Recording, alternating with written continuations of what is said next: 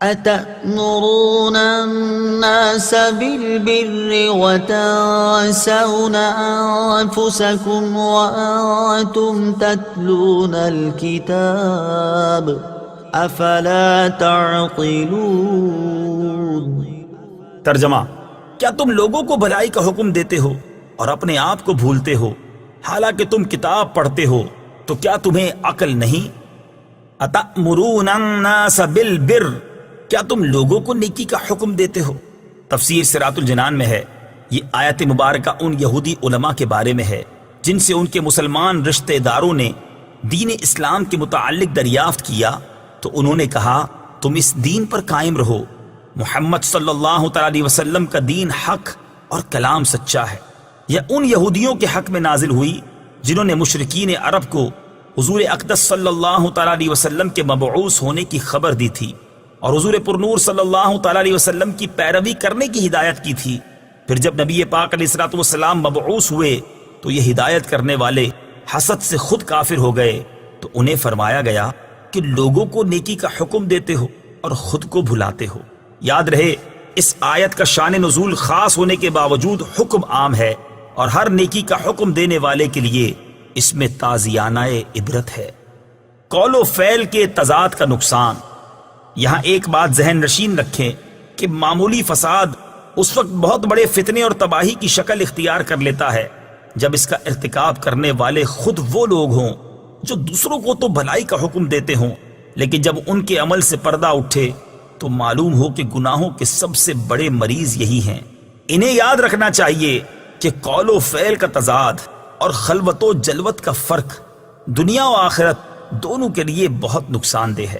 دنیا میں تو یہ اس قدر نقصان دہ ہوتا ہے کہ ایک مرتبہ کسی کے متعلق یہ تضاد ثابت ہو جائے تو لوگ زندگی بھر اسے منہ لگانا پسند نہیں کرتے، بلکہ ایسوں کے عمل کو دیکھ کر نہ جانے کتنے لوگ ہمیشہ کے لیے دین ہی سے متنفر ہو جاتے ہیں، اور آخرت میں اس کا نقصان کتنا زیادہ ہے اس کا اندازہ اس روایت اور حکایت سے خود ہی لگا لیجئے۔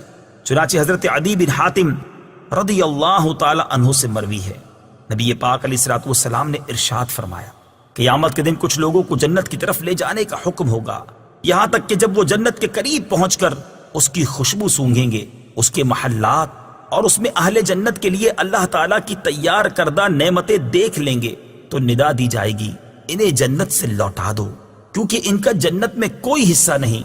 یہ ندا سن کر وہ ایسی حسرت کے ساتھ لوٹیں گے کہ اس جیسی حسرت کے ساتھ ان سے پہلے لوگ نہ لوٹے ہوں گے۔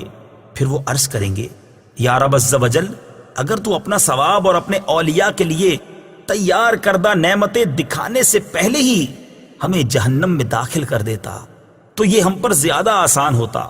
اللہ تعالیٰ ارشاد فرمائے گا، میں نے ارادتاً تمہارے ساتھ ایسا کیا ہے، اور اس کی وجہ یہ ہے کہ جب تم تنہائی میں ہوتے تو بڑے بڑے گناہ کر کے میرے ساتھ اعلان جنگ کرتے، اور جب لوگوں سے ملتے تو عاجزی و انکساری کے ساتھ ملتے تھے۔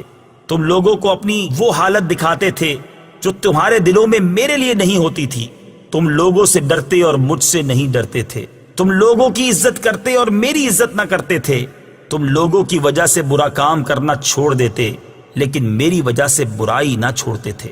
آج میں تمہیں اپنے ثواب سے محروم کرنے کے ساتھ ساتھ اپنے عذاب کا مزہ بھی چکھاؤں گا۔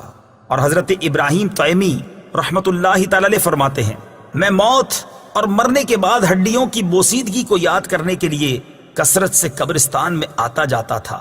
ایک رات میں قبرستان میں تھا کہ مجھ پر نیند غالب آ گئی اور میں سو گیا تو میں نے خواب میں کھلی ہوئی قبر دیکھی اور ایک کہنے والے کو یہ کہتے ہوئے سنا، یہ زنجیر پکڑو اور اس کے منہ میں داخل کر کے اس کی شرمگاہ سے نکالو۔ تو وہ مردہ کہنے لگا، یا رب عز و جل، کیا میں نے قرآن نہیں پڑھا؟ کیا میں نے تیرے حرمت والے گھر کا حج نہیں کیا؟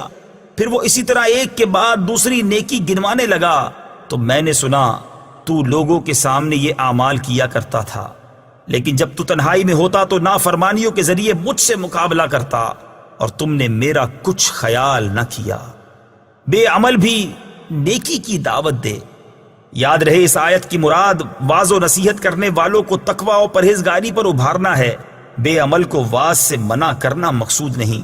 یعنی یہ فرمایا ہے کہ جب دوسروں کو واعظ و نصیحت کرتے ہو تو خود بھی عمل کرو، یہ نہیں فرمایا کہ جب عمل نہیں کرتے تو واعظ و نصیحت کیوں کرتے ہو، کیونکہ عمل کرنا ایک واجب ہے اور دوسروں کو برائی سے روکنا دوسرا واجب ہے۔ اگر ایک واجب پر عمل نہیں تو دوسرے سے کیوں روکا جائے؟ حضرت انس بن مالک رضی اللہ تعالیٰ عنہ فرماتے ہیں، ہم نے عرض کی یا رسول اللہ صلی اللہ تعالیٰ علیہ وسلم، ہم اس وقت تک دوسروں کو نیک اعمال کرنے کی دعوت نہ دیں جب تک ہم خود نیک اعمال نہ کرنے لگ جائیں، اور ہم اس وقت تک لوگوں کو برے کاموں سے منع نہ کریں جب تک ہم خود تمام برے کاموں سے رک نہ جائیں۔ حضور اقدس صلی اللہ تعالیٰ علیہ وسلم نے ارشاد فرمایا، ایسا نہ کرو بلکہ تم نیک اعمال کرنے کا حکم دو، اگرچہ تم خود تمام نیک اعمال نہیں کرتے، اور برے اعمال کرنے سے منع کرو اگرچہ تم تمام برے اعمال سے باز نہیں آئے۔